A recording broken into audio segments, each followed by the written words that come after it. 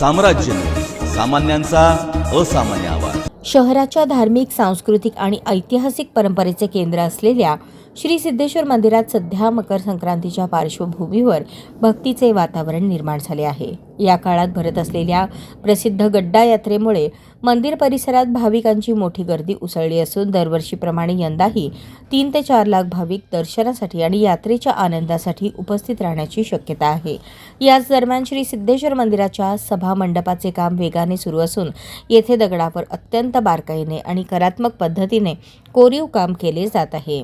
पारंपरिक भारतीय शिल्पकलेचा वारसा जपणारे हे काम भाविकांसह कला आणि वास्तुकलेची आवड असणाऱ्या नागरिकांचे विशेष आकर्षण ठरत आहे। सभा मंडपासाठी वापरण्यात येणाऱ्या दगडांवर देवदेवतांच्या प्रतिमा, धार्मिक चिन्हे, पारंपरिक नक्षीकाम तसेच सांस्कृतिक प्रतीकांचे सुबक कोरीव काम करण्यात येत आहे।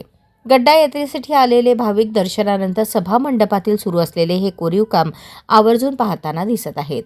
दगडात साकारलेली ही शिल्पकला मंदिराच्या ऐतिहासिक ओळखीला अधिक भव्य आणि कलात्मक स्वरूप देणारी ठरत आहे।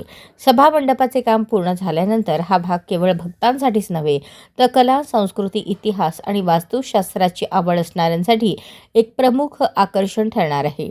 या माध्यमातून सिद्धेश्वर मंदिराच्या परंपरेला आधुनिक काळात नवसंजीवनी मिळत असून पुढील पिढीसाठी हा सांस्कृतिक वारसा जतन केला जात आहे। मकर संक्रांतीच्या गड्डा यात्रेच्या निमित्ताने सोलापूरकरांनी व भाविकांनी श्री सिद्धेश्वर मंदिरात भेट देऊन दर्शनासह सभा मंडपातील दगडी कोरीव कलेचा अनुभव घ्यावा असे आवाहन मंदिर प्रशासनाकडून करण्यात येत आहे।